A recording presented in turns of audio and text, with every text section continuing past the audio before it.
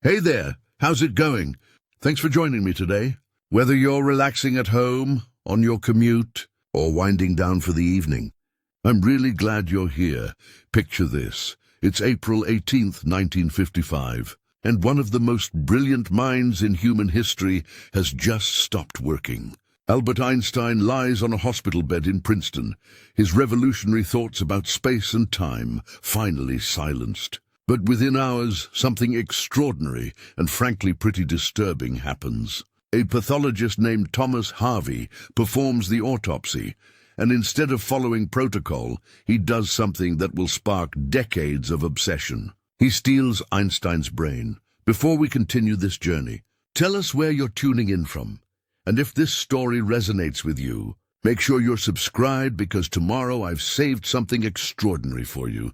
Now, Harvey didn't just grab the brain on a whim. He was convinced, absolutely convinced, that somewhere inside those wrinkled folds of gray matter lay the secret to genius itself. He believed that Einstein had somehow unlocked vast regions of his brain that the rest of us never touch. Harvey spent the next 40 years slicing, studying and obsessing over that stolen brain, certain he'd find unused neural territory that explained everything.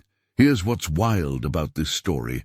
Harvey wasn't some rogue scientist operating on the fringes. He was voicing what millions of people believed then, and what millions still believe today. That we only use 10% of our brains. That 90% of our mental capacity sits there, dormant, waiting for us to flip some cosmic switch and become superhumans.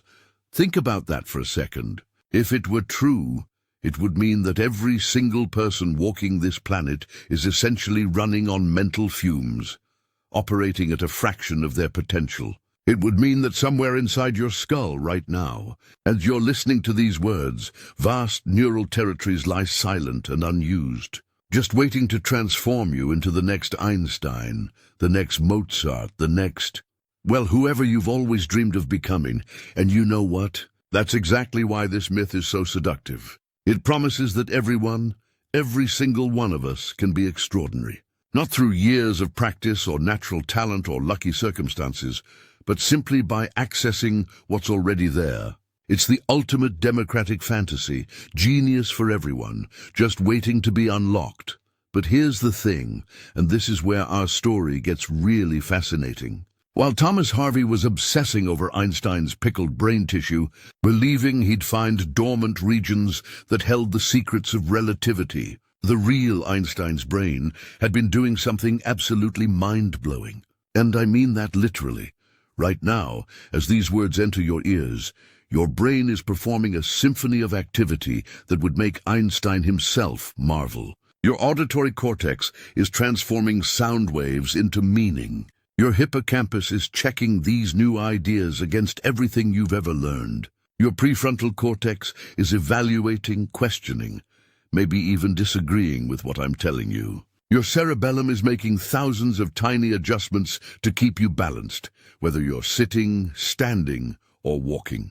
Your visual cortex is processing whatever you're looking at, and if your eyes are closed, it's busy creating the mental images my words are painting. All of this is happening simultaneously, not in some hidden, unused part of your brain, but across virtually every region, all humming with electrical activity, all contributing to the simple act of listening to a story.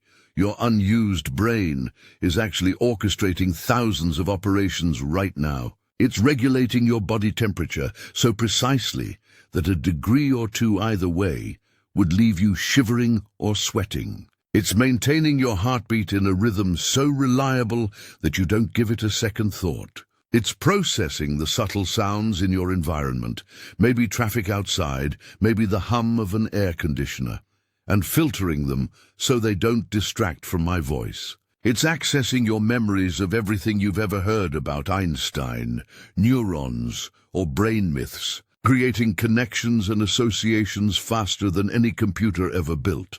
And here's the really crazy part. It's doing all of this while you're not even trying.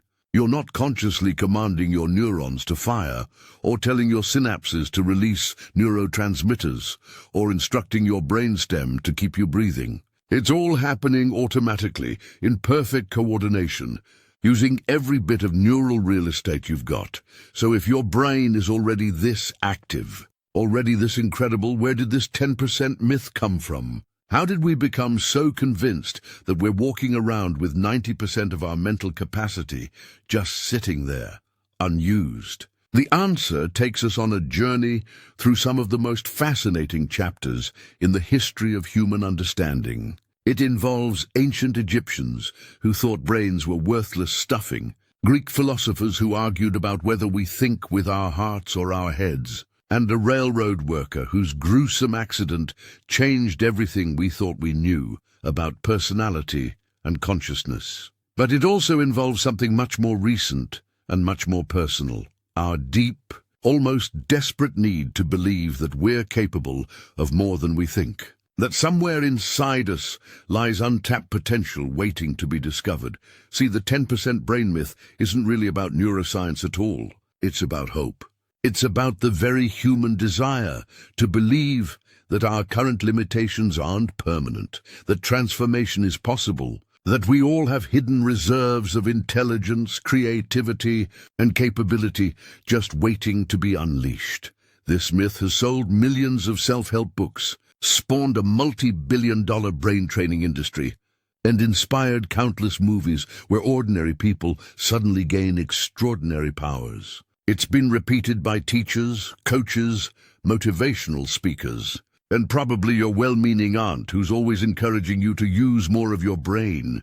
But here's what makes this story so compelling. The truth about your brain is actually far more extraordinary than the myth. The reality of what's happening inside your head right now is so complex, so elegant, so perfectly orchestrated that it makes the fantasy of unused potential seem almost quaint by comparison. Every cubic millimeter of your brain matters. Every neural pathway serves a purpose. Every electrical impulse contributes to the miracle of consciousness itself. You're not operating at 10% of capacity. You're running a biological supercomputer so sophisticated that we're only just beginning to understand how it works. And Thomas Harvey? After 40 years of studying Einstein's brain, looking for those special unused regions that would explain genius, he made a startling discovery. Einstein's brain wasn't dramatically different from anyone else's in terms of size or basic structure. What made Einstein Einstein wasn't some secret stash of dormant neurons waiting to be activated. It was the way his fully operational brain made connections, formed patterns, and processed information.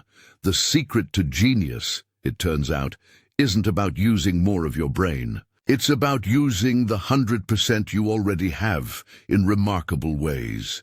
Now you might be thinking, if we really use our whole brain, why do I sometimes feel like I'm not operating at full capacity? Why do I have those moments where I can't remember where I put my keys, or I struggle to focus on a task, or I feel like my thinking is sluggish? That's actually a brilliant question, and it gets to the heart of how brains really work. Your brain using 100% doesn't mean every neuron is firing at maximum intensity all the time. That would be like having every muscle in your body flexed simultaneously, not only exhausting, but completely counterproductive. Instead, your brain is like a master conductor leading an impossibly complex orchestra. Sometimes the violins need to play softly while the drums take the lead. Sometimes entire sections need to stay quiet so you can hear the delicate flute solo. The magic isn't in having every instrument playing as loudly as possible. It's in the coordination, the timing, the way different sections work together to create something beautiful. When you're focused on reading, your brain isn't wasting capacity. It's strategically quieting, distracting input so you can concentrate. When you're sleeping, your brain isn't lying dormant. It's busy consolidating memories, clearing metabolic waste, and preparing for tomorrow's challenges. When you forget something, it's not because 90% of your brain was offline.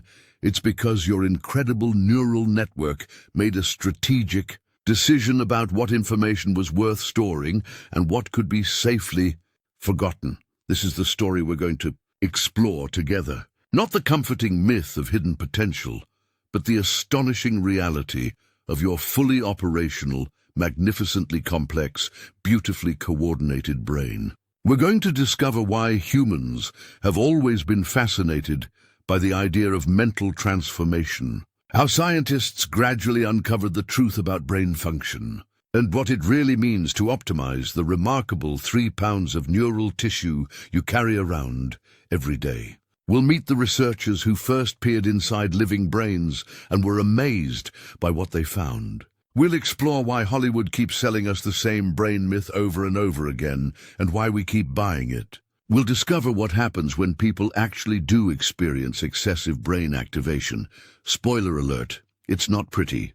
And we'll look at the cutting-edge technologies that are finally allowing us to interface directly with our thoughts, not by unlocking unused regions, but by tapping into the constant electrical chatter that's already there. By the end of our journey, you'll understand why the 10% brain myth has been one of the most persistent and appealing misconceptions in human history. But more importantly, you'll discover why the truth about your brain is far more remarkable than any myth could ever be. Because here's what Thomas Harvey, in all his obsessive searching through Einstein's preserved brain tissue, never fully grasped: the miracle isn't in what we might someday access. The miracle is in what's happening right now, in this very moment, as your 100 billion neurons work in perfect concert to help you understand these words, form thoughts about them, and decide what you think about this whole brain business. Your brain isn't waiting for you to unlock it. It's already unlocked, already running, already performing feats of computation and creativity that make our most advanced computers look like pocket calculators. The question isn't how to use more of your brain, it's how to better appreciate and work with the extraordinary organ you already have.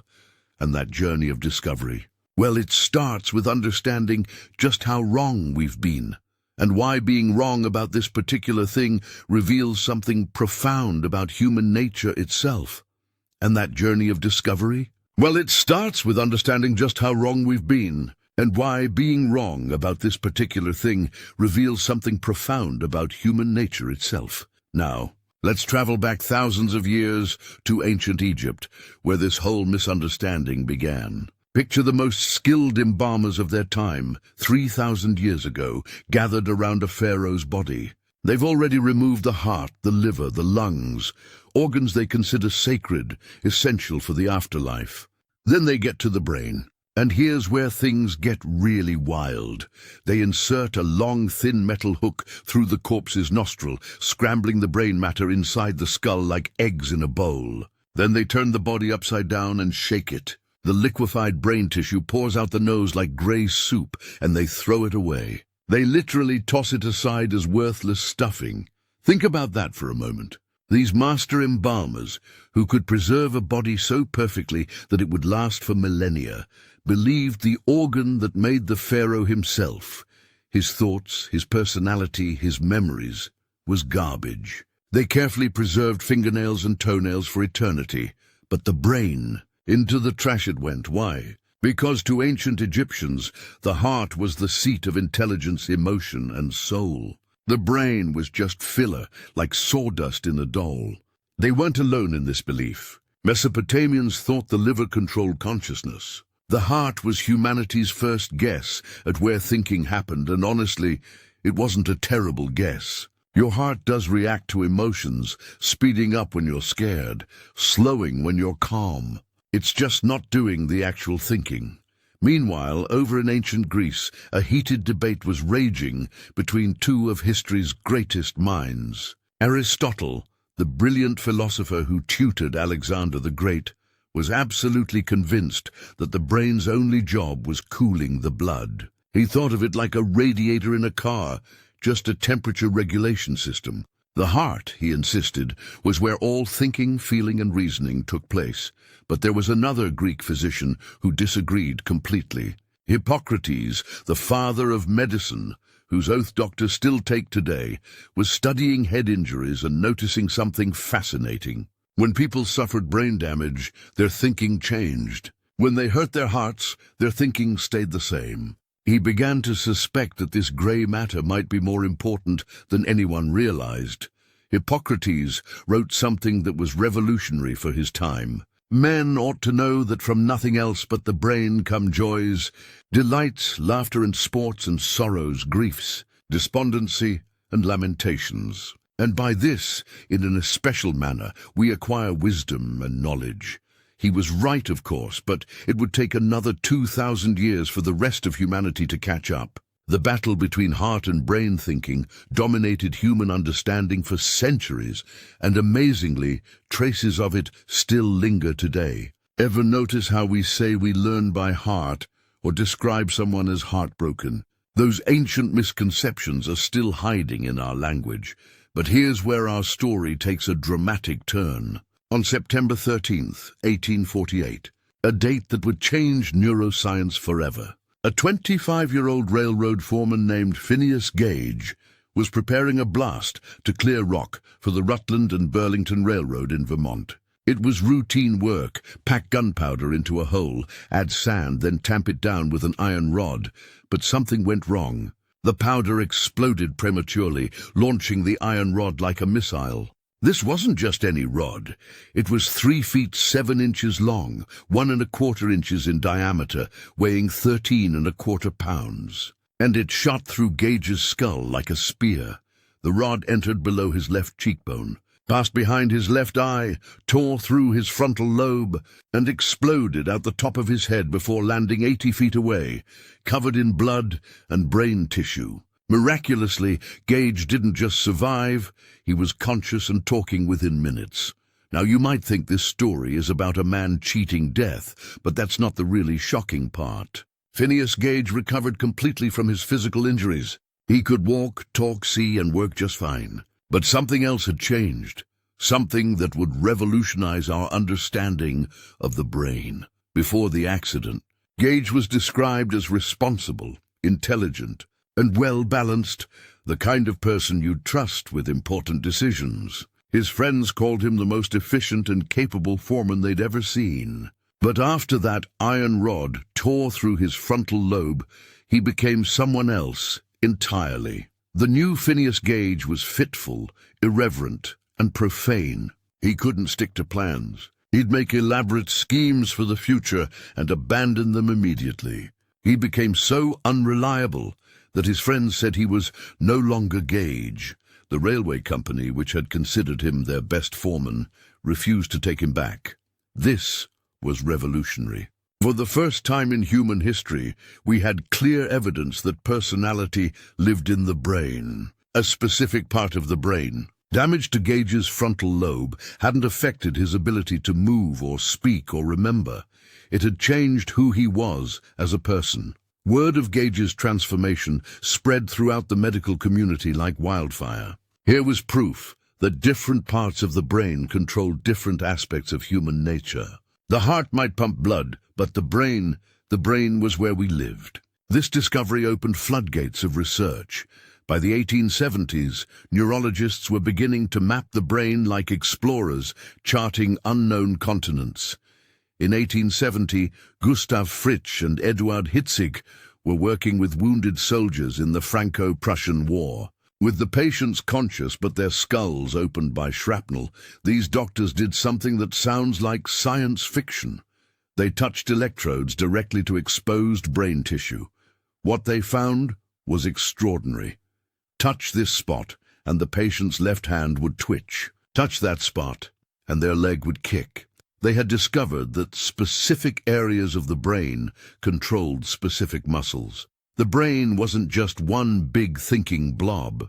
It was a precisely organized control center with different neighborhoods for different functions. This mapping continued throughout the late 1800s. Paul Broca found the speech center by studying patients who could understand language perfectly but couldn't speak. Carl Wernicke discovered another language area. Damage here left. Patients speaking fluently but making no sense, like listening to elegant gibberish. Each discovery revealed more about the brain's incredible organization, but it also revealed how much we didn't know. If this tiny area controlled speech, And that one controlled movement, what did all the other regions do? The more scientists learned, the more mysterious the brain became. Then in 1890, along came William James, often called the father of American psychology. James was fascinated by human potential, by the idea that people could achieve more than they thought possible. In his work, The Energies of Men, he wrote something that would echo through history.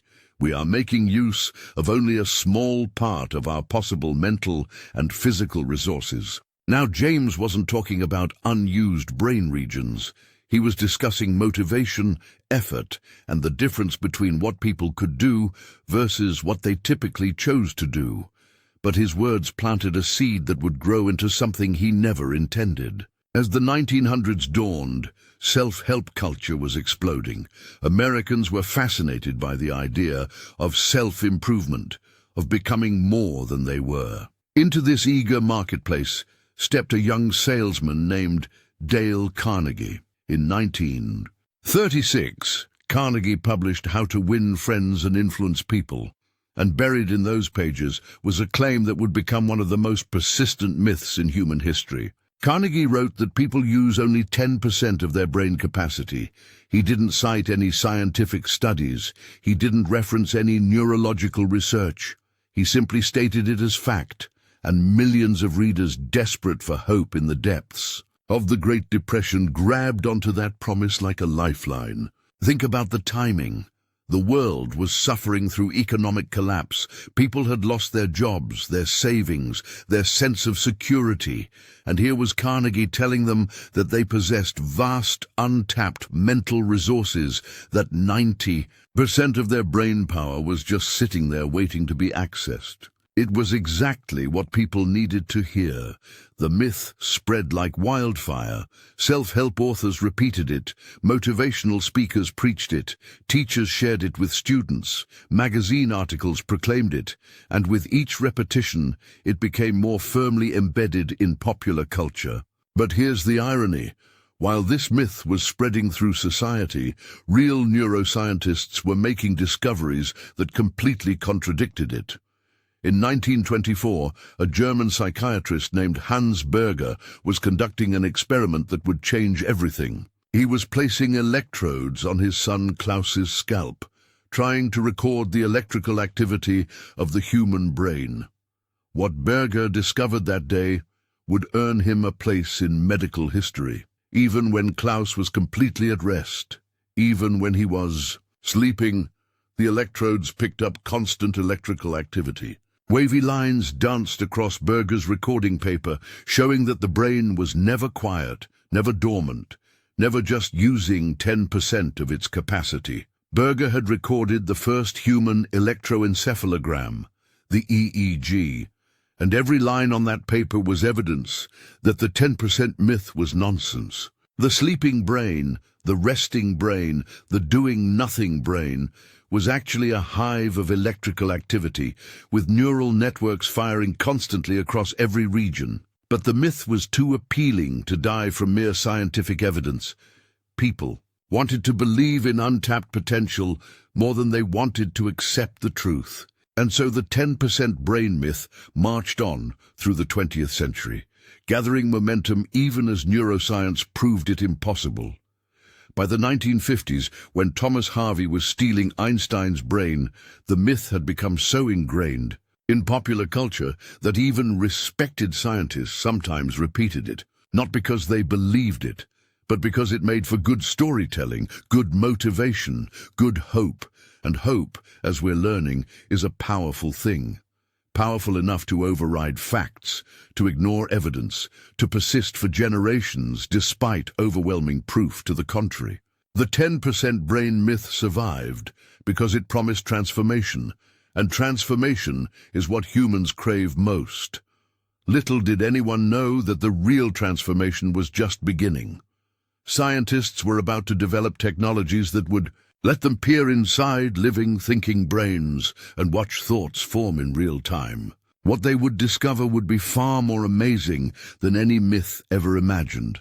Tomorrow we're going to step inside the laboratories where researchers first captured images of the living brain. You'll witness the moment scientists realized that every fold, every region, every cubic millimeter of your brain is not just active, it's essential. And you'll discover why the truth about your fully operational mental universe makes the 10% myth look like child's play. The revolution in brain understanding is about to begin, and trust me, you won't believe what we find.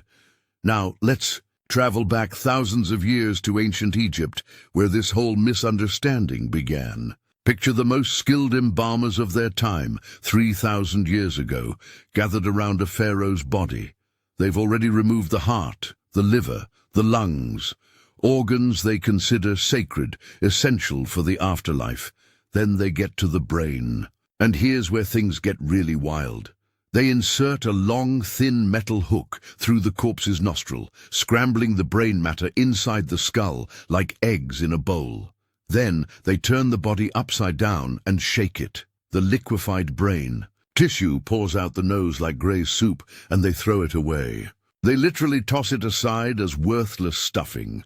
Think about that for a moment. These master embalmers, who could preserve a body so perfectly that it would last for millennia, believed the organ that made the pharaoh himself, his thoughts, his personality, his memories, was garbage. They carefully preserved fingernails and toenails for eternity, but the brain, into the trash it went.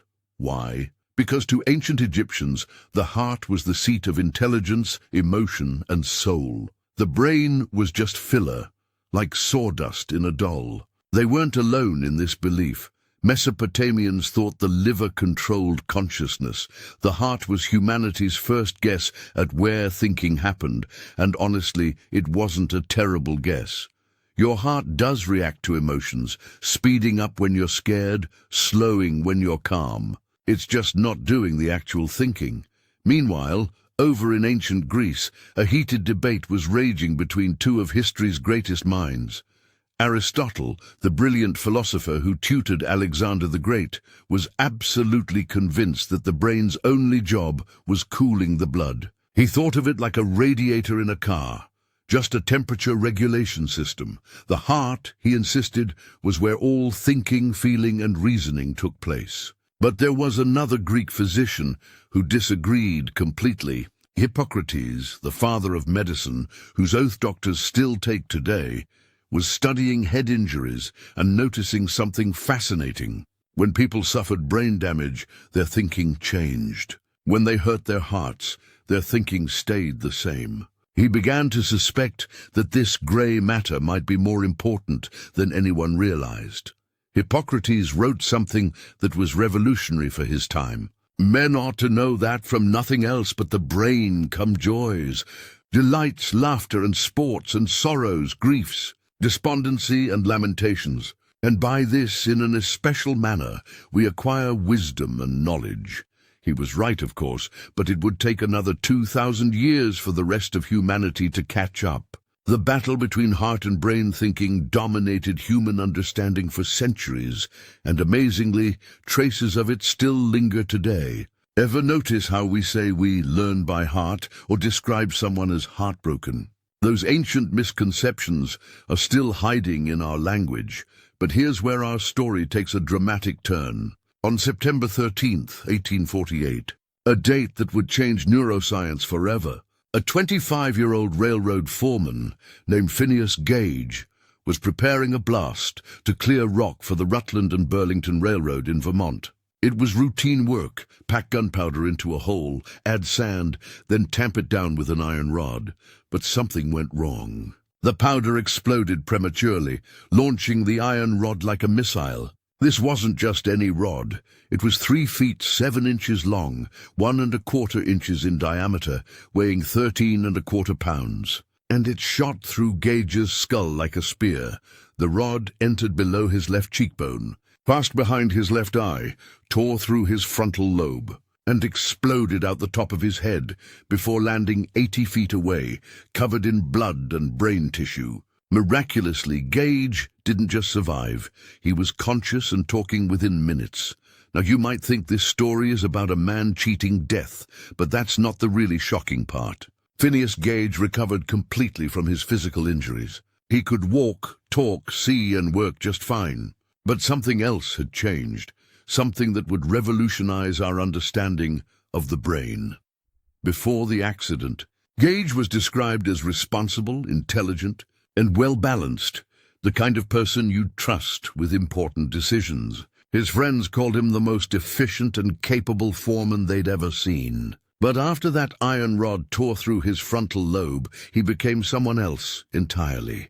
The new Phineas Gage was fitful, irreverent, and profane. He couldn't stick to plans. He'd make elaborate schemes for the future and abandon them immediately. He became so unreliable that his friends said he was no longer Gage. The railway company, which had considered him their best foreman, refused to take him back. This was revolutionary. For the first time in human history, we had clear evidence that personality lived in the brain, a specific part of the brain. Damage to Gage's frontal lobe hadn't affected his ability to move or speak or remember.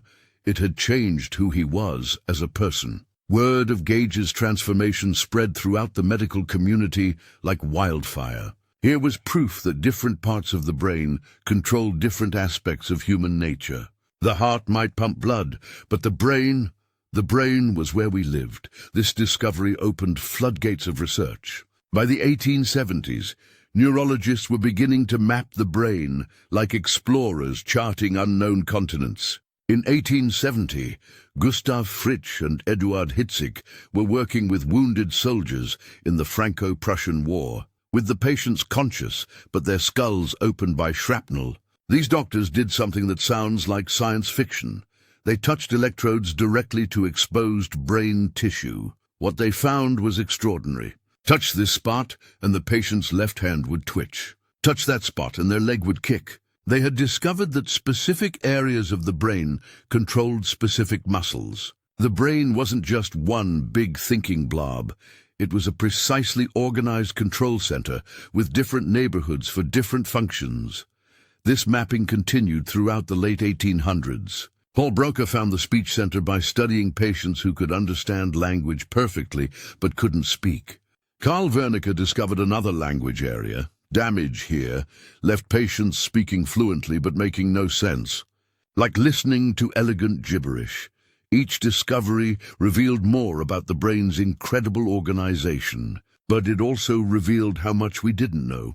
If this tiny area controlled speech and that one controlled movement, what did all the other regions do? The more scientists learned, the more mysterious the brain became.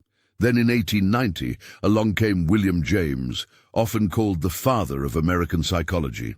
James was fascinated by human potential, by the idea that people could achieve more than they thought possible. In his work, The Energies of Men, he wrote something that would echo through history. We are making use of only a small part of our possible mental and physical resources.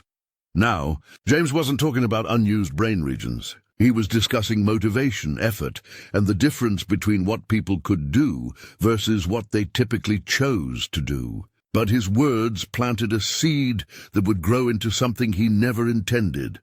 As the 1900s dawned, self-help culture was exploding. Americans were fascinated by the idea of self-improvement, of becoming more than they were.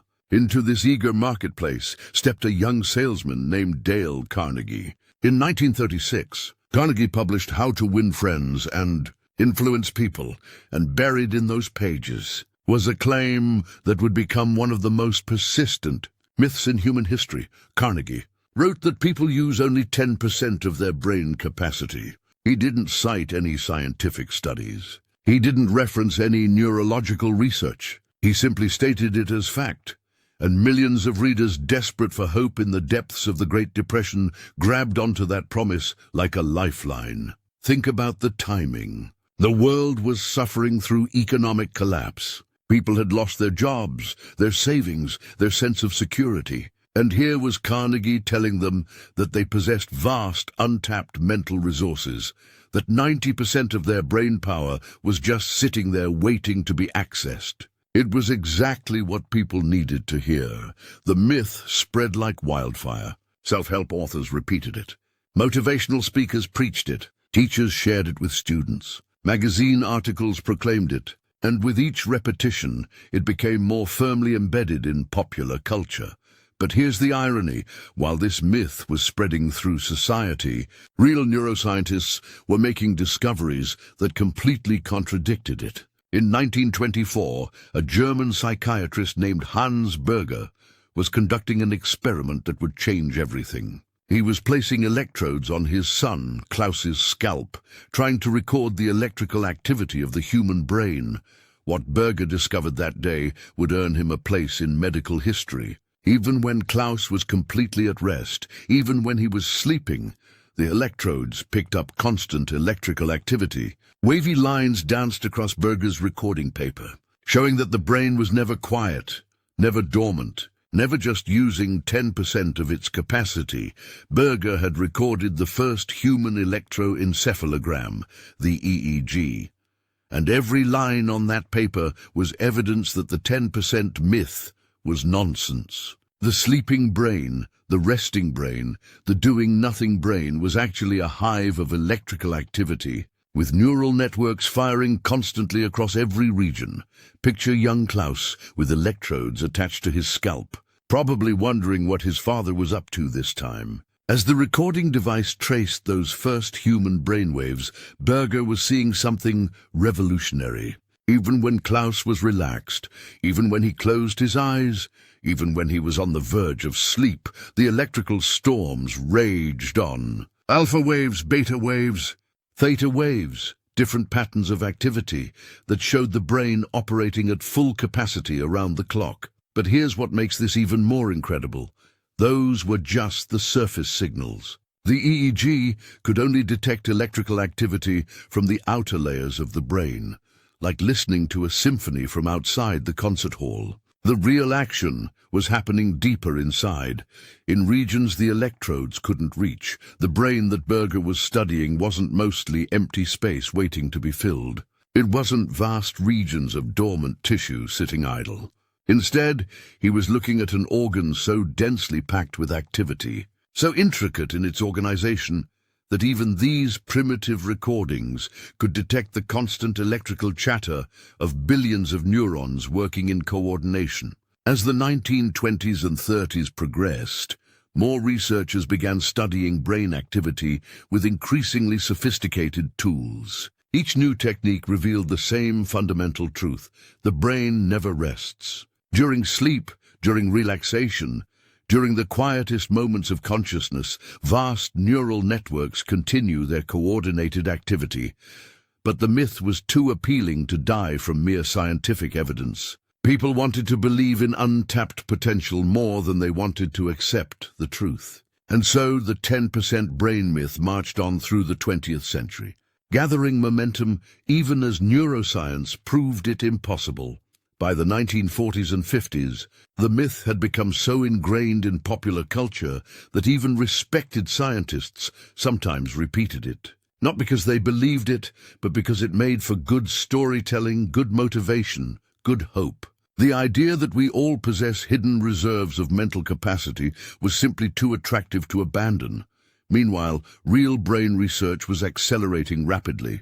New surgical techniques allowed doctors to study brain function in conscious patients during operations. Researchers discovered more specialized brain regions, mapped more neural pathways, and documented more evidence that every cubic centimeter of brain tissue serves essential functions. The contrast between popular belief and scientific reality was becoming stark. While society embraced the myth of unused potential, neuroscience was revealing a brain that operated more like a bustling metropolis than a mostly empty warehouse. Every region was active, every network was connected, every neuron was part of the vast orchestration that creates consciousness. But the most dramatic revelations were still to come.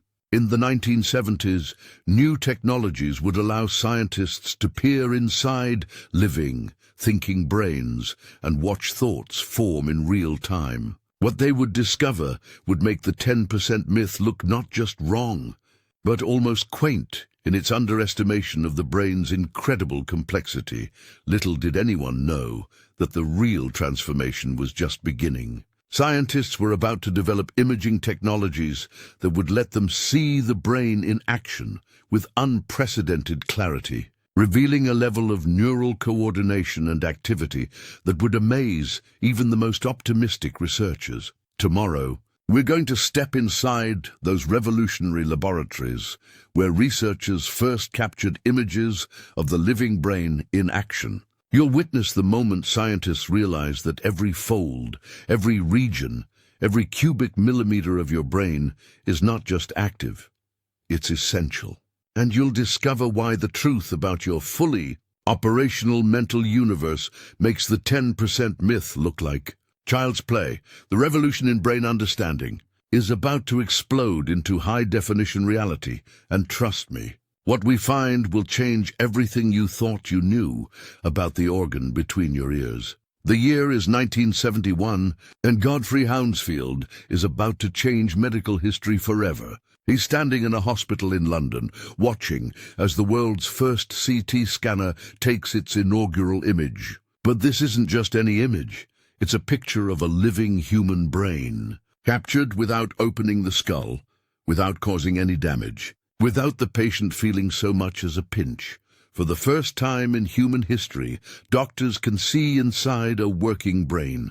And what they discover shatters every remaining piece of the 10% myth into microscopic fragments. The brain that appears on Hounsfield's screen isn't mostly empty space waiting to be filled. It isn't vast regions of dormant tissue sitting idle. Instead, they're looking at an organ so densely packed with activity, so intricate in its organization, that even in this grainy first image, they can see that every cubic millimeter serves a purpose. Hounsfield's invention would earn him the Nobel Prize. But more importantly, it opened a window into the most complex structure in the known universe. And through that window, scientists could finally see the truth. A brain using only 10% of its capacity would be a brain that was 90% dead. Let's jump back a bit to understand how we got here. Remember Hans Berger and his son Klaus sitting in that German laboratory in 1924. Berger's EEG recordings had already proven the brain never rests, but those wavy lines on paper could only tell us so much. They showed electrical activity, but they couldn't show us exactly where that activity was happening, or what it looked like in real time. Picture young Klaus with electrodes attached to his scalp, probably wondering what his father was up to this time. As the recording device traced those first human brainwaves, Berger was seeing something revolutionary. Even when Klaus was relaxed, even when he closed his eyes, even when he was on the verge of sleep, the electrical storms raged on. Alpha waves, beta waves, theta waves, different patterns of activity that showed the brain operating at full capacity around the clock. But here's what makes this even more incredible. Those were just the surface signals. The EEG could only detect electrical activity from the outer layers of the brain, like listening to a symphony from outside the concert hall. The real action was happening deeper inside, in regions the electrodes couldn't reach. Fast forward to 1953, and we meet a patient known to history only as HM. Henry Molaison suffered from severe epilepsy, and in a desperate attempt to control his seizures, surgeon William Scoville removed large portions of HM's hippocampus and surrounding temporal lobe regions. The surgery stopped the seizures, but it had an unexpected and devastating side effect. HM lost his ability to form new memories. For the rest of his life, HM lived in a permanent present tense. He could remember his childhood clearly, but every new experience vanished within minutes. He would meet the same researchers day after day, always for the first time. He would read the same magazine repeatedly, finding it fresh and interesting each time. HM's tragedy became neuroscience's treasure trove of knowledge. His case proved that memory wasn't scattered randomly throughout the brain. It was concentrated in specific regions. More importantly, it showed that removing even small portions of brain tissue could have catastrophic effects on mental function. If 90% of the brain were truly unused, removing HM's temporal lobe should have been like clearing out an empty storage room. Instead, it was like removing the library from a university. But the real revolution was still coming. In the 1970s and 80s, new imaging technologies began revealing the brain's secrets in unprecedented detail. CT scans like Hounsfield's could show brain structure, but functional brain imaging was about to show us something even more amazing: thoughts themselves. 1988. A team at the Hammersmith Hospital in London fires up their new PET scanner and asks a volunteer to simply think about moving his hand. The scanner detects radioactive glucose being consumed by active brain cells, and suddenly, on computer screens, they can see thoughts forming. As the volunteer imagines moving his hand, his motor cortex lights up like a Christmas tree, even though his hand never moves. This is the moment science fiction becomes reality.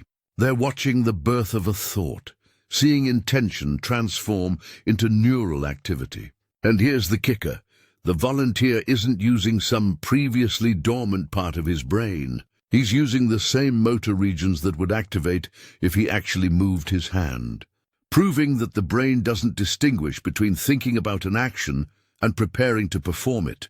Then comes 1990 and the development of functional MRI, fMRI. If PET scans were like black and white photography, fMRI was like switching to high-definition color video. Suddenly, researchers could watch the brain in action with incredible precision.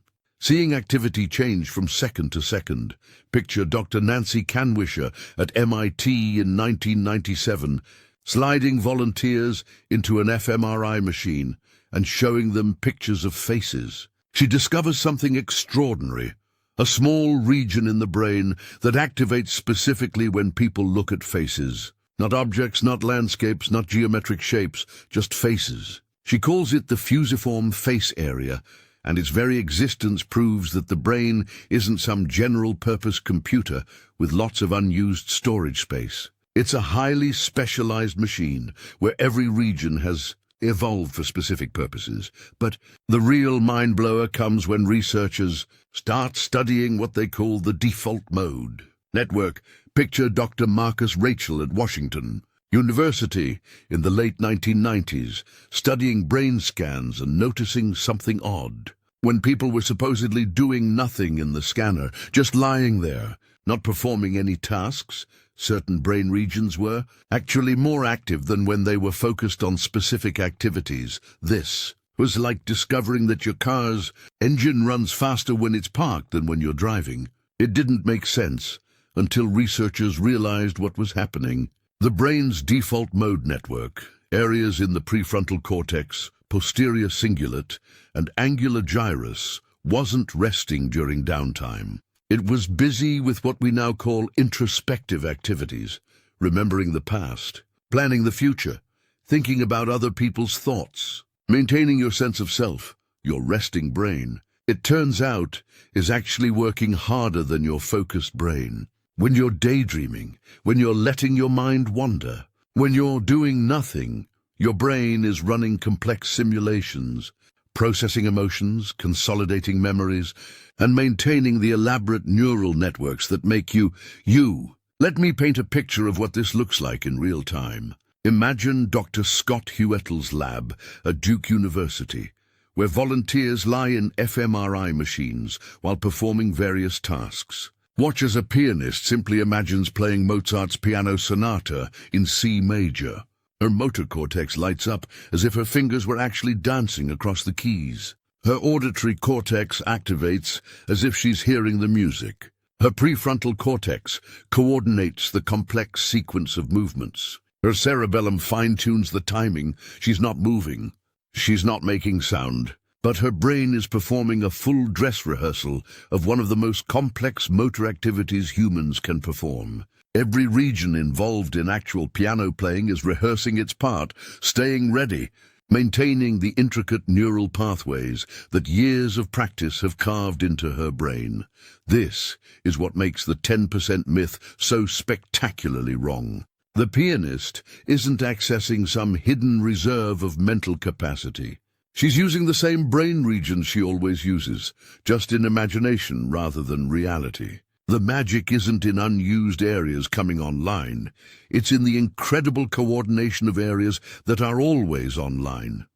But here's where things get really wild. In 2006, Dr. Adrian Owen at Cambridge University makes a discovery that rocks the neuroscience world. He's studying patients in vegetative states, people who appear completely unresponsive, showing no signs of consciousness. The medical assumption had always been that these patients' brains were essentially offline. Using maybe 5% of normal capacity, Owen decides to put one of these patients, a 23-year-old woman, into an fMRI scanner. He asks her to imagine playing tennis, then to imagine walking through her house. She shows no outward response, no movement, no sign of awareness. But inside the scanner, her brain lights up in exactly the same patterns as healthy volunteers performing the same imagination tasks. Think about what this means. A patient who appears to be using almost none of her brain is actually showing widespread coordinated neural activity across multiple regions. Her motor cortex activates when she imagines tennis. Her spatial navigation areas light up when she thinks about her house. She's following complex instructions and responding appropriately, all while appearing completely unconscious. This discovery revolutionizes our understanding of consciousness and definitively proves that a quiet brain and an inactive brain are completely different things. Even in the most severe cases of apparent brain dysfunction, vast neural networks are still operational, still coordinated, still working together in ways we're only beginning to understand. Meanwhile, sleep researchers are making equally startling discoveries. Dr. Giulio Tononi at the University of Wisconsin is studying the sleeping brain and finding that it's anything but dormant. During REM sleep, when dreams are most vivid, the brain actually consumes more energy than during waking hours. It's like discovering that your house uses more electricity when everyone's asleep than when everyone's awake and using every appliance. What's the brain doing with all that energy? It's running maintenance protocols that would make NASA jealous. Cerebrospinal fluid washes through brain tissue like a cleaning crew, removing toxic proteins that accumulate during the day. Neural connections are strengthened or weakened based on the day's experiences. Memories are consolidated, moving from temporary storage in the hippocampus to long-term storage in the cortex. Your sleeping brain is also busy rehearsing skills, problem-solving, and even making creative connections. The phrase "sleep on it" isn't just folk wisdom, it's neuroscience. Studies show that people are more likely to solve complex problems after sleeping. Not because they're using more of their brain, but because their fully operational brain has had time to reorganize information in new ways. Dr. Robert Stickgold at Harvard studies this phenomenon by teaching people complex tasks, then scanning their brains during subsequent sleep. He can literally watch as motor skills learned during the day are transferred from temporary neural circuits to permanent ones during sleep. The sleeping brain isn't resting, it's upgrading its software. But perhaps the most convincing evidence against the 10% myth comes from studying what happens when even tiny portions of the brain are damaged. Every stroke victim, every patient with traumatic brain injury, every person suffering from neurodegenerative disease teaches us the same lesson. Every cubic millimeter of the brain matters. Dr. Maurizio Corbetta at Washington University studies stroke patients using advanced brain imaging. When a stroke destroys just a few cubic centimeters of brain tissue, less than 1% of the total volume, the effects can be devastating. Lose a small region in the left hemisphere, and you might understand language perfectly but be unable to speak. Damage a tiny area in the right parietal lobe, and you might ignore the entire left side of your visual world. If 90% of the brain were unused, these small lesions should be like removing a grain of sand from a beach. Instead, they're like removing a crucial microchip from a computer. The whole system can crash from losing a tiny component. The evidence is overwhelming, coming from every direction, using every technique scientists can devise. EEG show constant electrical activity, Brain imaging reveals coordinated activation across vast neural networks. Stroke studies prove that every region is essential. Sleep research shows the resting brain working overtime. Even patients in vegetative states demonstrate widespread neural coordination. And yet, as all this evidence accumulates, the 10% myth not only survives, it thrives. Why? Because science was about to face its biggest challenge yet, Hollywood. The entertainment industry was about to take this persistent myth and turn it into a billion-dollar fantasy that would reach more people in a single weekend than decades of neuroscience research. Tomorrow, we're heading to the movies, where the 10% brain myth gets the big-budget treatment. You'll discover how Hollywood transformed a scientific misconception into blockbuster entertainment, and why audiences around the world paid hundreds of millions of dollars to watch people gain superpowers by using more of their brains. Get ready for explosions, telekinesis, and some of the most scientifically ridiculous scenes ever filmed. But more importantly, get ready to understand why these movies reveal something profound about human psychology and our desperate need to believe in transformation. The Brain Truth is about to go head-to-head with brain fiction, and the results might surprise you. July 25th, 2014.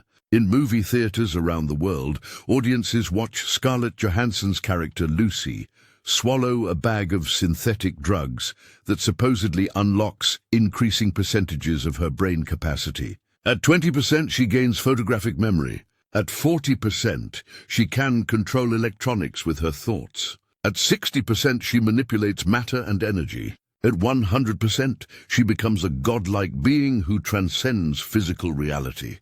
The movie is scientifically ridiculous. Neuroscientist Barry Gordon from Johns Hopkins calls it laughably wrong. Brain researcher Merlin Donald describes it as nonsense.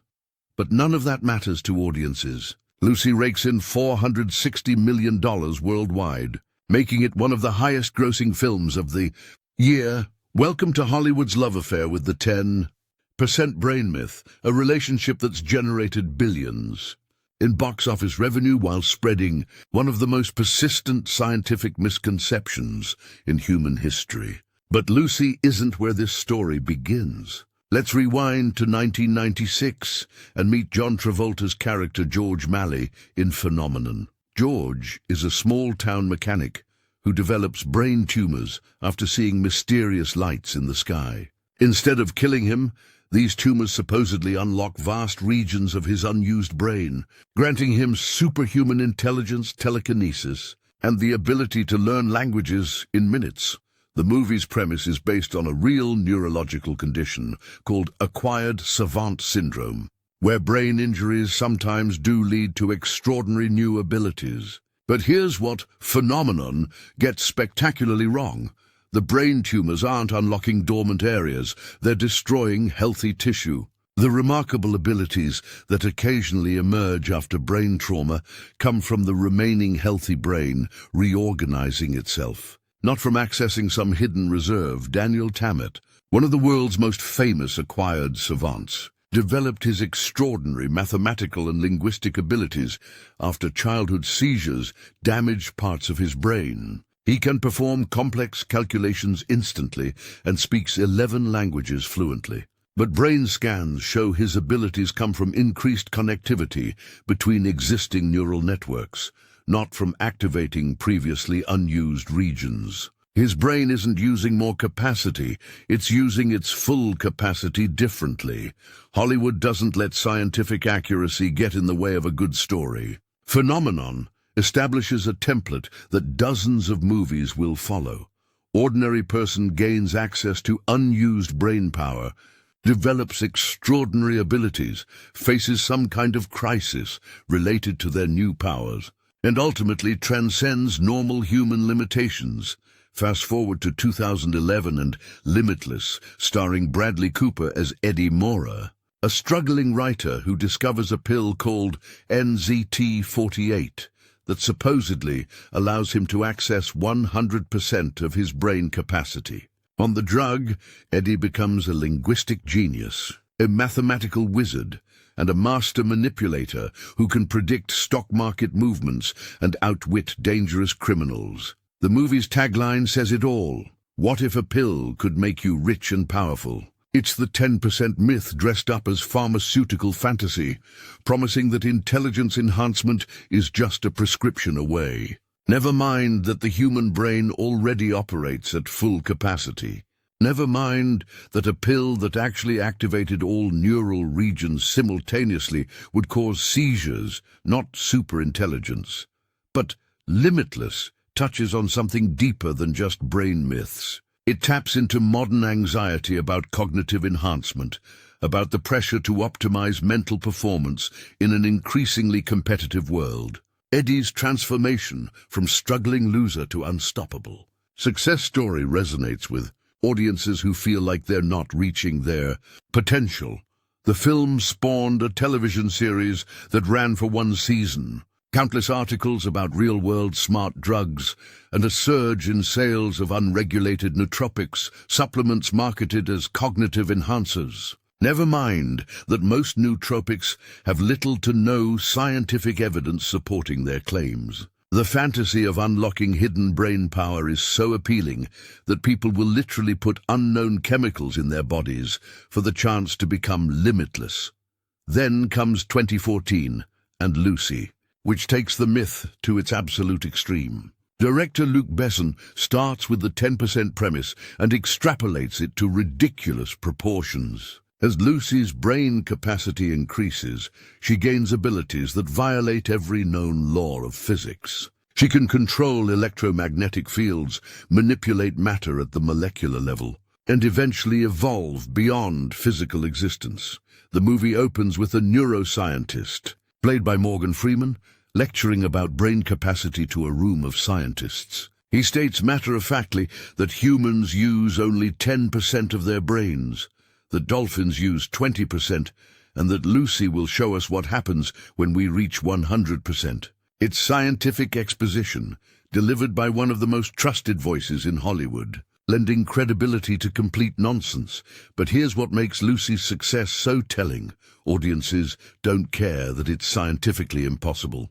They want to believe in transformation, in the possibility that we're all operating far below our potential. The 10% myth offers hope, and hope sells tickets. Dr. Christoph Koch from the Allen Institute for Brain Science points out the fundamental flaw in Lucy's premise. If humans really used only 10% of their brains, we'd be vegetables. Brain imaging shows that even simple tasks like reading this sentence activate networks across multiple brain regions. Complex thoughts and actions involve coordination between areas separated by vast neural distances. The brain's default mode network alone involves regions scattered throughout the cortex.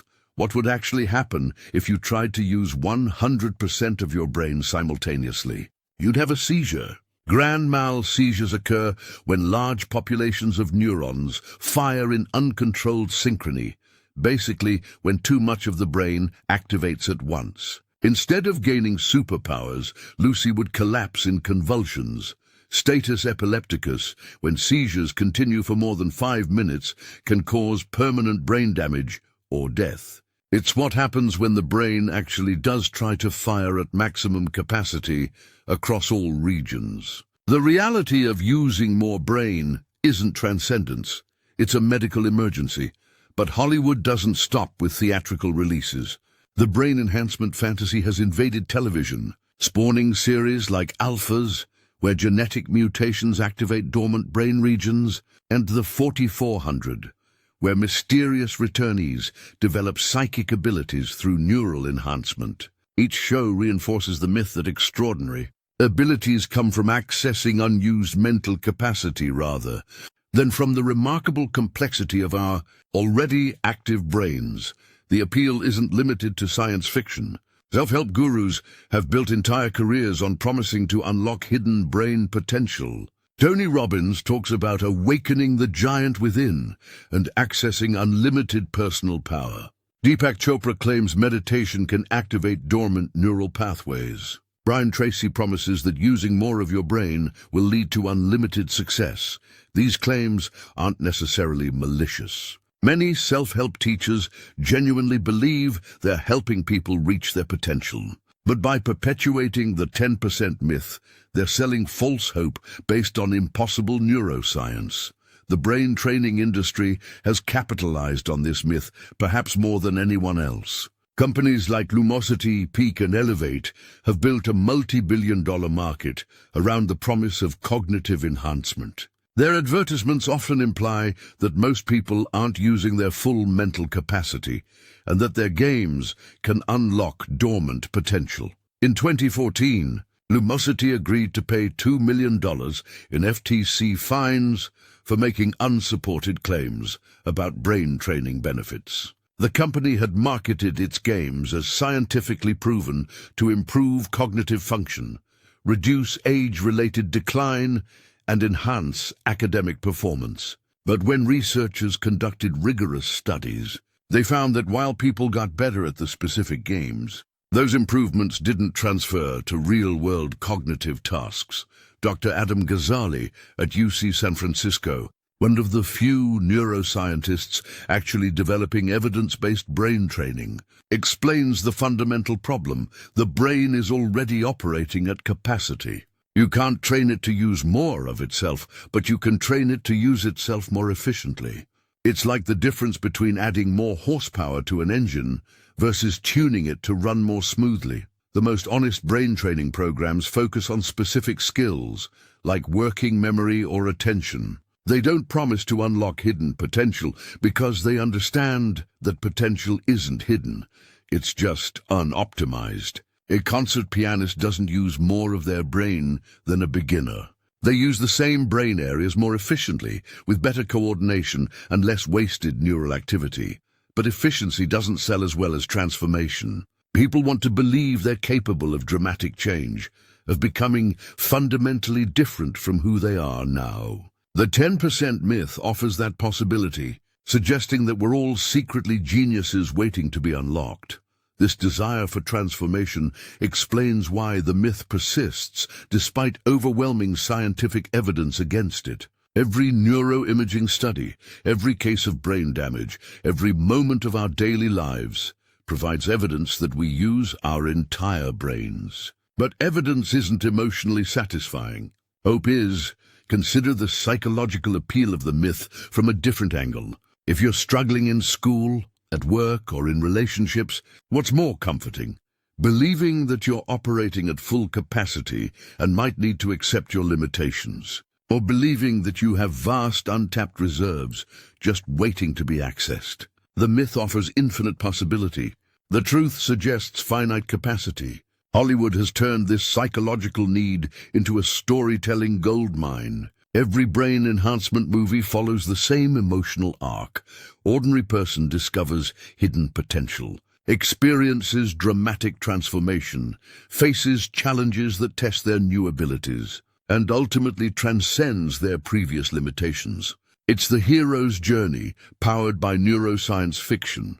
But here's the real tragedy. While audiences are fantasizing about using more of their brains, they're missing the incredible reality of what their brains are already doing. Right now, as you listen to these words, your brain is performing computations that would overwhelm the world's most powerful supercomputers. Your visual cortex is processing millions of photons, creating a coherent picture of your environment. Your auditory cortex is separating my voice from background noise, transforming sound waves into meaningful language. Your hippocampus is comparing this new information to everything you've ever learned about brains, looking for connections and contradictions.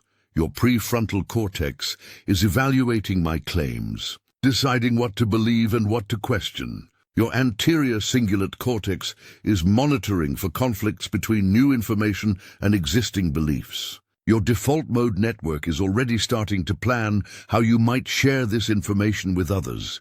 All of this is happening simultaneously, using 100% of your brain's capacity. And it's more remarkable than any Hollywood fantasy. The entertainment industry's obsession with brain enhancement reveals something profound about human psychology. We're drawn to stories of transformation because we intuitively understand that our brains are capable of change. We just misunderstand how that change works. Real brain enhancement isn't about accessing unused regions. It's about optimizing the regions you're already using. London taxi drivers develop enlarged hippocampi from navigating complex street layouts. Professional musicians show increased motor cortex density from years of practice. Bilinguals have thicker prefrontal cortices from constantly switching between languages. These changes don't come from unlocking dormant areas. They come from the brain's remarkable ability to reshape itself based on experience, neuroplasticity. Every time you learn something new, practice a skill or form a memory, your brain physically reorganizes. Neurons sprout new connections, synapses strengthen or weaken, and entire networks rewire themselves. But neuroplasticity is gradual, requiring consistent effort over time. It's not as exciting as swallowing a pill and instantly becoming superhuman. So Hollywood keeps selling the fantasy, while neuroscience reveals the more challenging, but ultimately more hopeful truth. Your brain can change, but change requires work. The billion-dollar brain myth industry, movies, games, supplements, seminars thrives because it promises easy transformation. Real cognitive enhancement is messier, slower, and less dramatic. It involves sleep, exercise, learning, practice, and patience. It's not about using more of your brain. It's about using your brain better. Tomorrow, we're going to dive deep into the magnificent reality of your fully operational brain. You'll discover what's actually happening inside your head right now as you process these words, and why the coordinated symphony of neural activity you experience every moment makes Hollywood's brain fantasies look primitive by comparison. We're going to take a journey through a single thought, watching as it races through your neural networks at incredible speeds, involving more coordination and complexity than any movie director could imagine. Get ready to see your brain the way neuroscientists do, not as a partially used machine waiting for activation, but as the most sophisticated information processing system in the known universe, running at full capacity every moment of your life. Let's shrink ourselves down to the size of a molecule and take the most incredible journey you can imagine. We're going to ride alongside a single thought as it forms in your brain right now, watching the intricate dance of 86 billion neurons working in perfect harmony to create the miracle we call consciousness. The journey begins the moment sound waves from my voice hit your eardrums. Picture these vibrations. Tiny pressure changes in the air, causing your eardrum to flutter like a miniature drumhead. That mechanical vibration triggers a cascade of events more complex than launching a space shuttle. The vibration travels through 3 tiny bones in your middle ear, the malleus, incus, and stapes, each smaller than a grain of rice, but perfectly engineered to amplify and transmit sound. The stapes, the smallest bone in your body, taps against the oval window of your inner ear, creating waves in the fluid-filled cochlea. Inside your cochlea, thousands of hair cells bend in response to these waves. Each hair cell is tuned to specific frequencies, like individual keys on a cosmic piano. When they bend, they release neurotransmitters that trigger electrical impulses in your auditory nerve.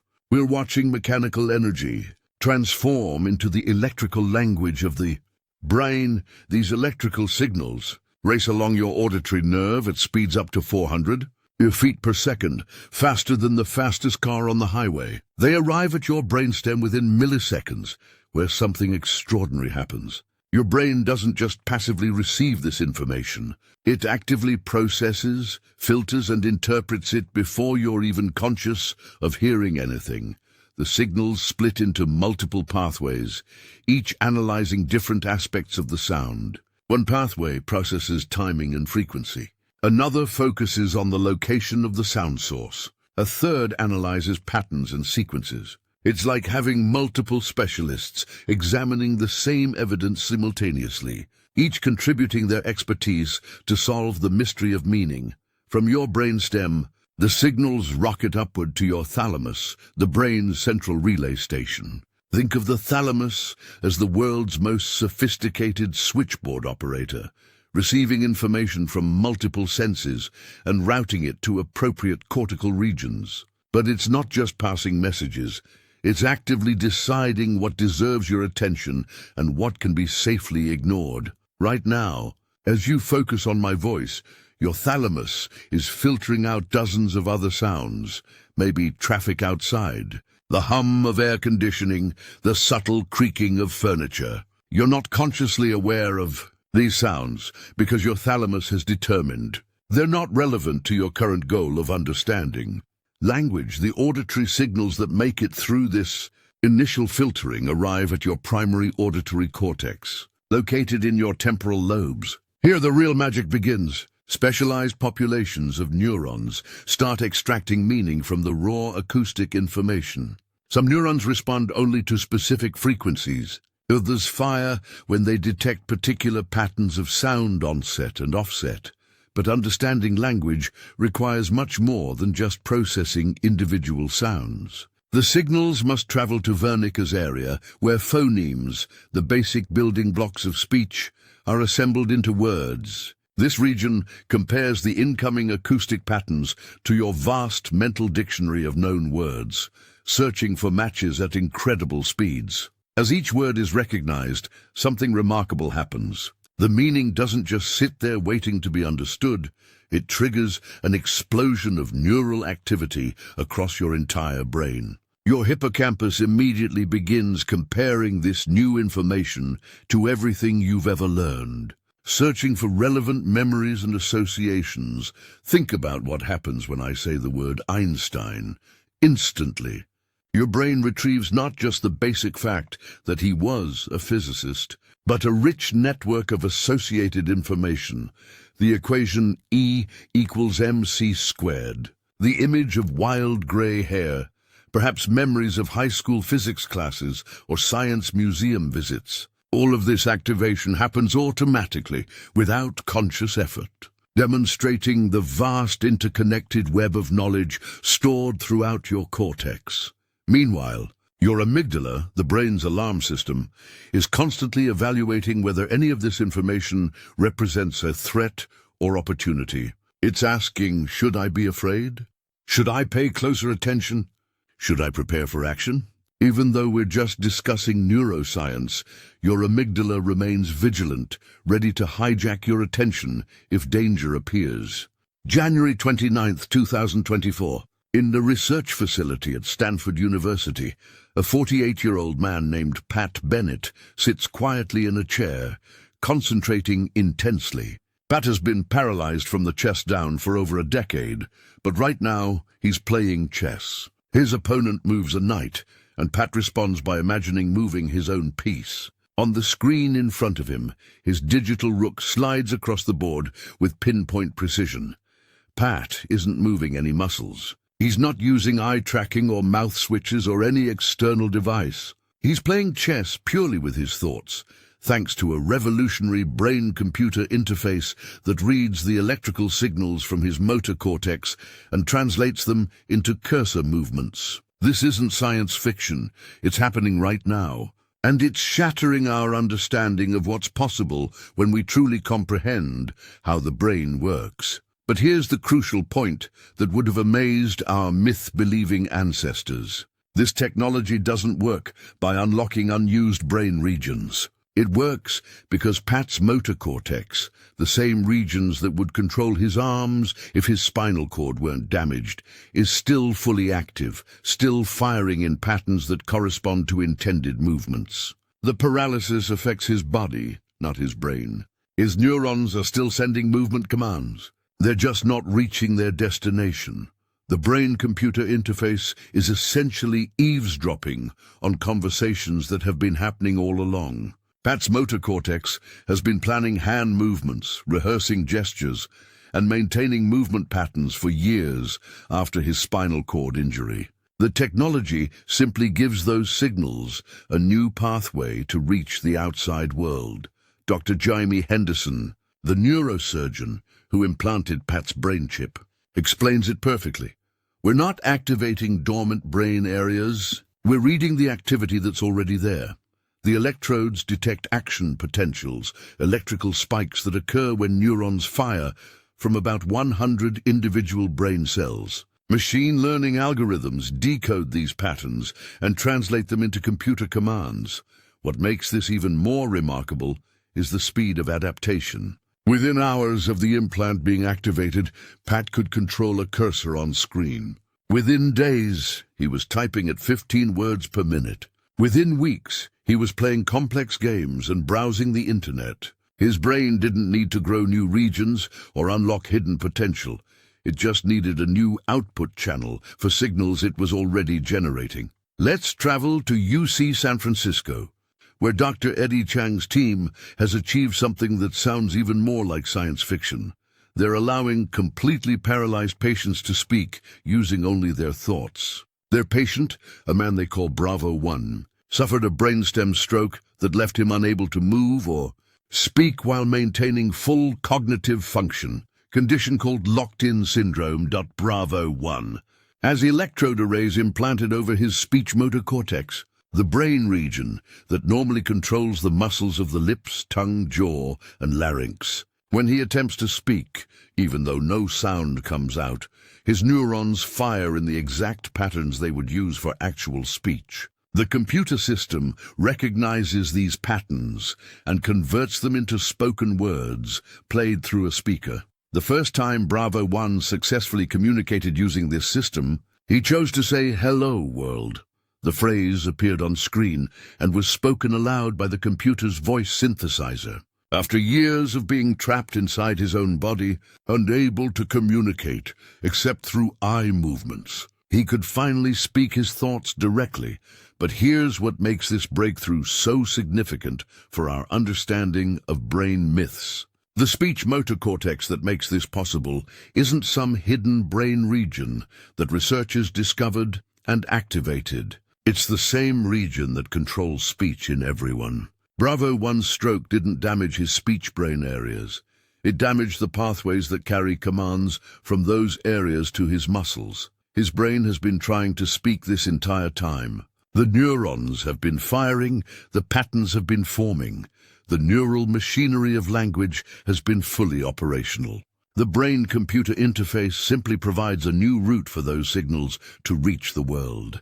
This is the future of neurotechnology, not unlocking unused brain potential, but interfacing with the remarkable activity that's already happening in our fully operational brains. At Neuralink, Elon Musk's brain-computer interface company, researchers are developing even more sophisticated systems that can detect and decode neural signals at unprecedented resolution. In January 24, Neuralink announced their first human trial participant, a young man with quadriplegia who can now control multiple computer applications simultaneously using only his thoughts. He can play chess while browsing the internet and listening to music, switching between tasks as fluidly as someone using keyboard and mouse. The key insight?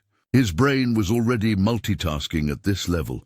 The technology just gives him a way to express that cognitive complexity through digital interfaces. But brain-computer interfaces are just the beginning. At MIT, researchers are developing neural prosthetics for memory, devices that can potentially restore lost memories in patients with Alzheimer's disease. The technology works by recording neural patterns in the hippocampus during memory formation, then playing those patterns back to help strengthen memory consolidation. Dr. Theodore Berger at USC has already demonstrated this concept in animal models and is moving toward human trials. His device doesn't create new memories from nothing. It amplifies the natural memory formation process that's already occurring in the hippocampus. It's like having a hearing aid for memory, boosting signals that are already present but may be weakened by disease. Think about what this means for our understanding of brain capacity. Alzheimer's disease doesn't affect patients because they're only using 10% of their brains. It affects them because the disease disrupts the precisely coordinated neural networks necessary for memory formation and retrieval. The memory prosthetic works by supporting those networks, not by activating unused regions. Meanwhile, at Stanford University, Dr. Carl Diceroth has pioneered optogenetics, a technique that allows researchers to control specific neurons using light. By genetically modifying neurons to respond to particular wavelengths of light, scientists can turn individual brain cells on or off with incredible precision. In animal studies, optogenetics has been used to treat depression, anxiety, addiction, and even restore lost memories. Researchers can literally switch off the neural circuits that cause compulsive behaviors or activate the circuits associated with positive emotions. But here's the crucial point. They're not accessing hidden brain regions. They're precisely controlling the activity of circuits that are already active, already functional, already integrated into the brain's overall network.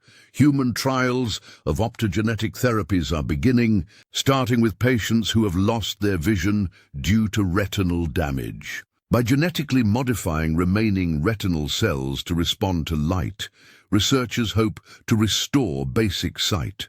The visual cortex in these patients is completely functional. It's just not receiving input from damaged eyes. Optogenetics provides a new way to deliver visual information to an already capable brain. Perhaps the most mind-bending frontier is the development of brain organoids, lab-grown clusters of brain cells that develop their own neural networks and show signs of electrical activity, resembling those found in developing brains. These mini-brains are being used to study everything from autism to Alzheimer's disease, providing insights into how neural networks form and function. Dr. Sergio Pasca at Stanford has created brain organoids that can be kept alive for months, growing increasingly complex neural connections over time. Some organoids show synchronized neural activity resembling brain waves. Others respond to stimuli in ways that suggest basic information processing. We're essentially watching consciousness emerge from organized complexity, seeing how the coordination of many simple elements can give rise to something far greater than the sum of its parts. These organoids don't have unused capacity waiting to be unlocked. They demonstrate that neural activity and coordination are fundamental properties of brain tissue, emerging naturally whenever neurons connect in sufficient numbers and complexity. The mystery isn't why we use all of our brains. It's how organized neural activity gives rise to consciousness at all. Looking toward the near future, researchers are developing brain interfaces that could allow direct brain-to-brain communication. Dr. Rajesh Rao at the University of Washington has already demonstrated primitive brain-to-brain transmission, where one person's thoughts can trigger specific actions in another person's brain through targeted magnetic stimulation. Imagine being able to share not just words or images, but actual thoughts and experiences. This isn't about unlocking hidden brain potential. It's about creating new pathways for the rich neural activity that's already occurring in our brains to reach other brains. Directly, the military research agency, DARPA, is funding projects to develop neural interfaces that could allow soldiers to control multiple drones simultaneously or to share tactical information directly between team members' brains. These applications work because human brains are already capable of complex multitasking and rapid information processing. The interfaces just provide new channels for expressing those capabilities. But perhaps the most important frontier is our growing understanding of how to optimize the brain we already have. Dr. Matthew Walker at UC Berkeley has shown that sleep is crucial for memory, consolidation, creativity, and emotional regulation. During sleep, your brain doesn't shut down. It activates specialized cleaning systems that remove toxic proteins, strengthens important neural connections, and integrates new information with existing knowledge. Exercise, we now know, promotes the growth of new neurons in the hippocampus throughout life. Dr. Karen Postal at Harvard has demonstrated that regular aerobic exercise can improve cognitive function in people of all ages, not by unlocking unused brain regions, but by enhancing the efficiency and connectivity of existing neural networks. Learning new skills, especially complex ones like musical instruments or new languages, literally reshapes brain structure. Dr. Alvaro Pascual-Leone at Harvard has shown that intensive training can lead to measurable changes in cortical thickness and white matter organization within weeks. Meditation practices are being studied intensively, with researchers finding that experienced meditators show increased cortical thickness in areas associated with attention and sensory processing. Dr. Sarah Lazar at Massachusetts General Hospital has demonstrated that mindfulness meditation can lead to structural brain changes in as little as 8 weeks of practice, but these improvements don't come from accessing previously unused brain regions. They come from optimizing the neural networks that are already active, improving their efficiency, coordination, and resilience. It's like the difference between building a new highway and optimizing traffic flow on existing roads. The future of brain enhancement isn't about turning on dormant areas. It's about understanding and working with the magnificent complexity that's already operational in every human brain. We're learning that the brain's remarkable plasticity allows for continuous optimization throughout life. But this plasticity works within the constraints of an already fully active system.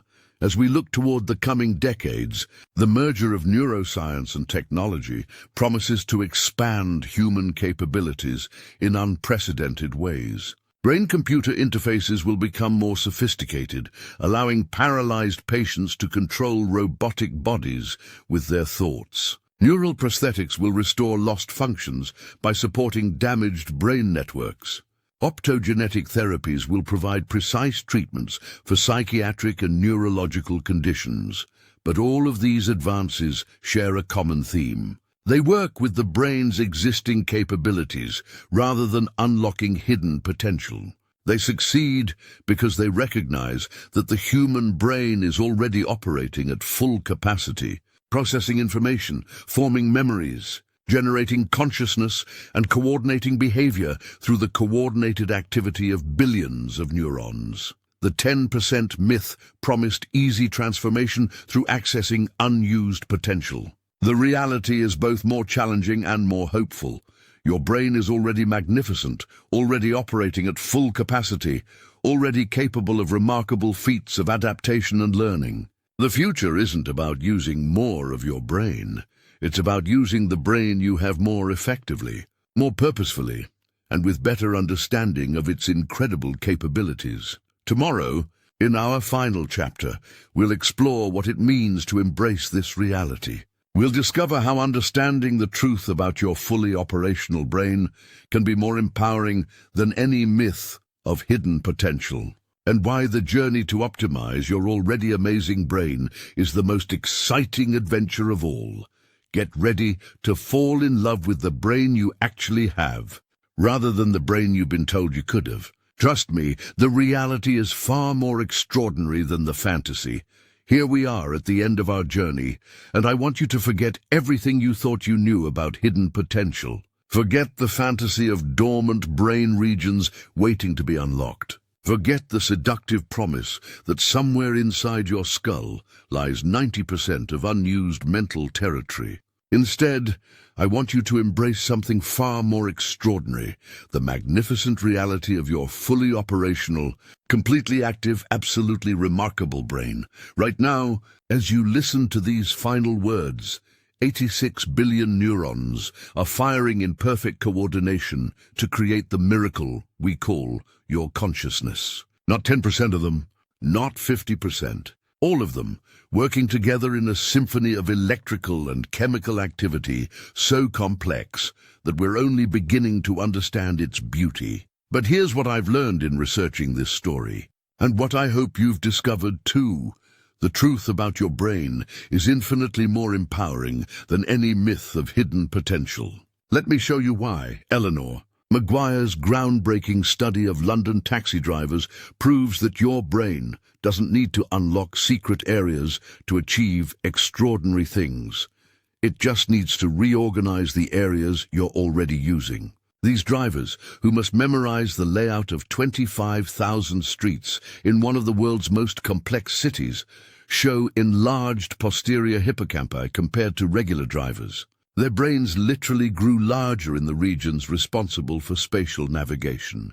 But here's the crucial point. They didn't activate some dormant supernavigation region that other people can't access. They intensively trained the same spatial processing areas that everyone has, causing those regions to become more dense, more efficient, more powerful.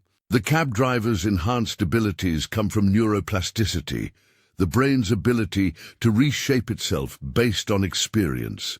This is happening in your brain right now. Every new skill you learn, every memory you form, every habit you develop is physically rewiring your neural networks. When you practice piano, your motor cortex develops more refined representations of finger movements. When you learn a new language, your left hemisphere language areas become more densely connected. When you develop expertise in any field, the relevant brain networks become more efficient and specialized. Take Álvaro Pascual León's studies of blind individuals. When people lose their sight, their visual cortex doesn't just shut down and sit dormant. Instead, it gets recruited by other senses, particularly touch and hearing. Blind individuals can develop extraordinary abilities to navigate by sound or read Braille at incredible speeds because their brains recruit the powerful processing capabilities of the visual cortex for other purposes.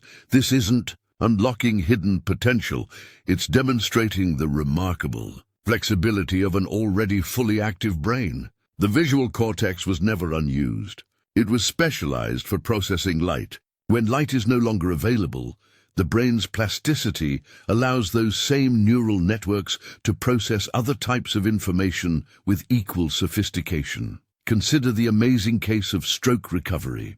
When someone suffers a stroke that damages language areas, their brain doesn't magically activate dormant language regions to compensate. Instead, neighboring areas gradually take over the functions of damaged regions, or the corresponding areas in the opposite hemisphere expand their roles. Recovery happens through the hard work of rewiring existing networks, not by turning on backup systems that were waiting in reserve. The difference between an expert and a novice isn't that the expert uses more of their brain, it's that they use their brain more efficiently. Chess grandmasters don't have special chess neurons that recreational players lack. Instead, they've developed more efficient patterns of neural activity that allow them to recognize board positions and calculate moves with incredible speed and accuracy. Professional musicians don't have dormant musical brain regions that amateurs can't access. Instead, they've optimized their motor cortex, auditory cortex, and coordination networks through thousands of hours of practice.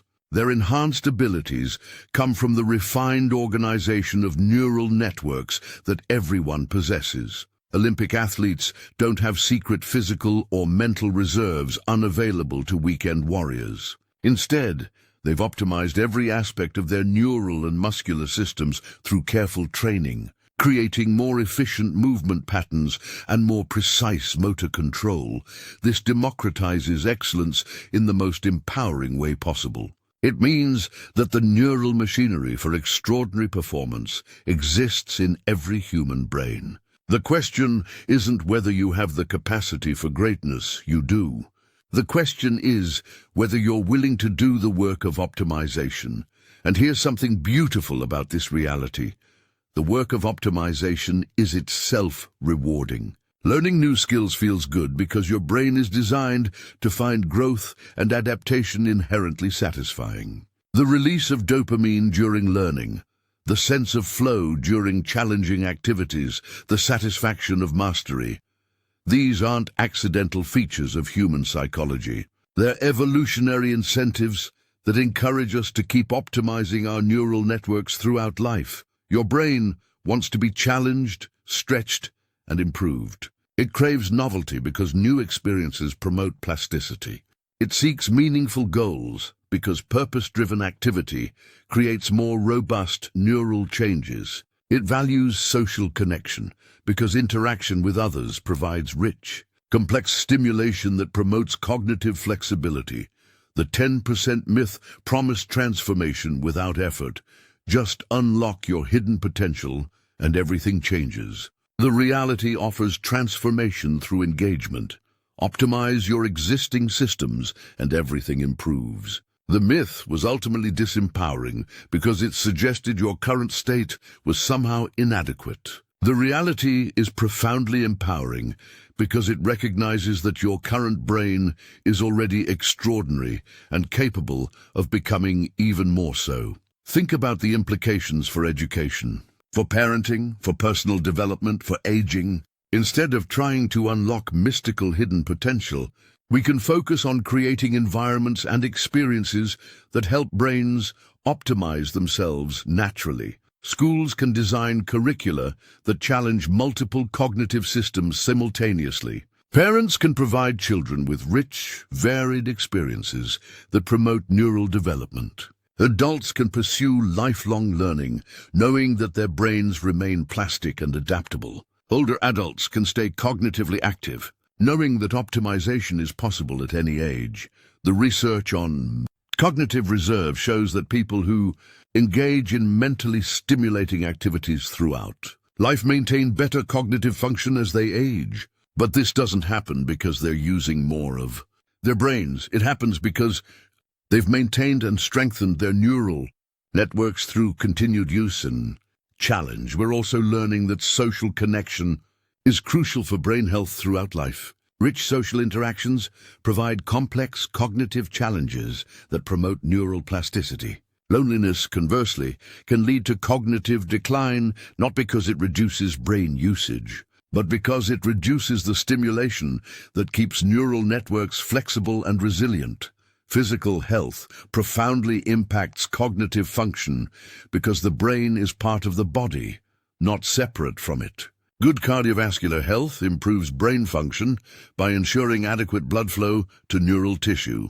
Proper nutrition supports neurotransmitter production and neural membrane function. Stress management prevents the harmful effects of chronic cortisol on hippocampal neurons. All of these factors influence brain function not by determining how much of your brain you use, but by affecting how efficiently and effectively your fully operational brain can function.